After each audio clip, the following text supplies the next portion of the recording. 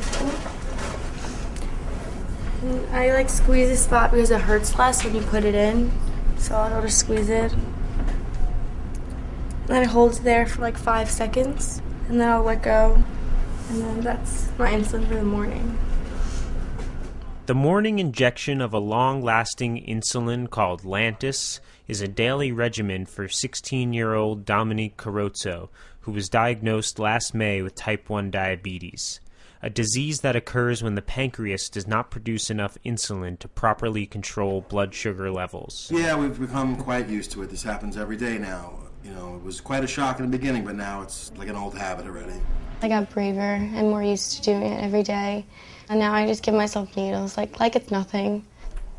Each month, Dominique visits Dr. Mary Pat Gallagher, pediatric endocrinologist at the Naomi Berry Diabetes Center at Columbia University Medical Center. When a patient arrives, they'll be able to meet with the clinician, whether it's the physician or the nurse educator or the nutritionist, and go over what's been happening for them and their diabetes and their everyday life. Are you still on 15 of Lantus? Yeah, I did this morning. Okay. All right. And how have your numbers been over the past day or two? Yeah, today they've been fine. They were a little high in the morning, but I gave myself a correction, and then they went down, and now they're at 92. Perfect. Okay.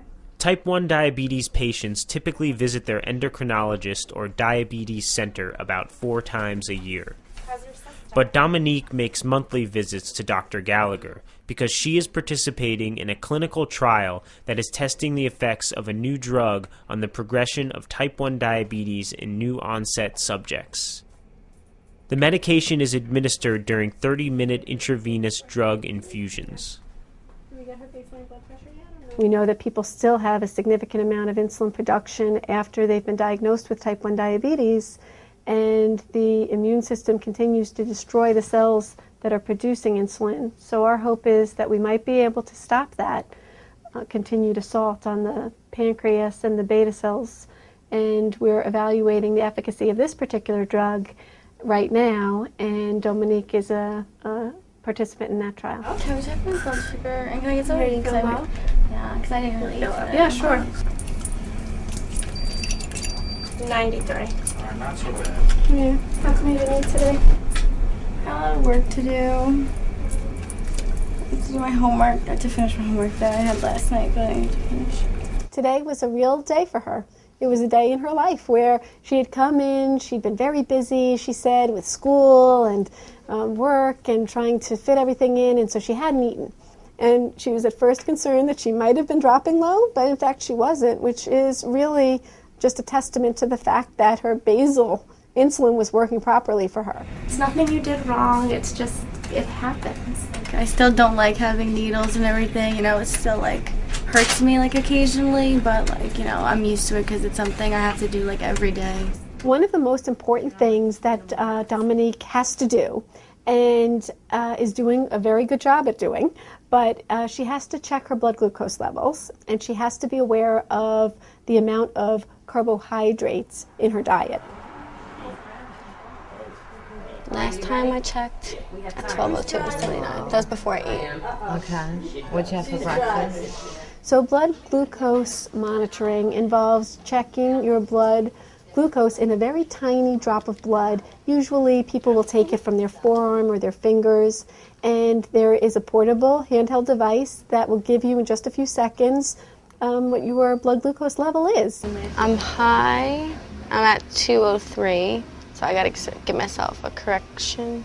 Our hope is that we're somewhere between 70 and 140 in a perfect day, and if we're lower than 70, then you're concerned that perhaps you need a little bit of carbohydrate to raise your blood sugar, and if you have an elevated blood sugar, which could be 180, 190, 200, then you would want to take additional insulin to bring it down into the normal range.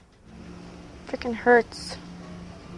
I'm still adjusting. It's still a little hard. I feel bad. It still hurts, huh? But yeah, we're getting through it. Yeah, I guess I'm not really ashamed of it anymore. I guess that's a good word for it, because I guess at first I kind of was I didn't want anyone to know anything at all. But yeah, it's just part of my everyday life now. like just as normal. I just gotta give myself insulin. Dominique was diagnosed not that long ago, and she's in that period where you still have quite a significant amount of your own insulin production. And so you have a little less of a problem with low blood sugars, maybe less high blood sugars, but you certainly do experience both of those. But it's a little bit easier, and some people will call it the honeymoon period for that reason.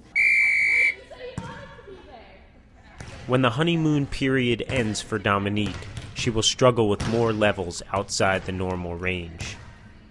That's one reason she and others have so much riding on clinical trials. If a new drug is found to be successful in preserving insulin secretion, it would have long-lasting effects on her health and risk for future complications.